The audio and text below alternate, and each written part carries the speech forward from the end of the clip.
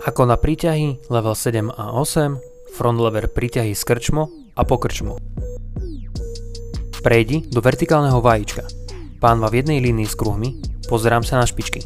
Pomaly prejdi dopredu, pánva v jednej línii s ramenami. Kolena čo najbližšie k hrudníku, páže vystreté, pritiahni sa čo najvyššie ku kruhom, opakujeme a užívame.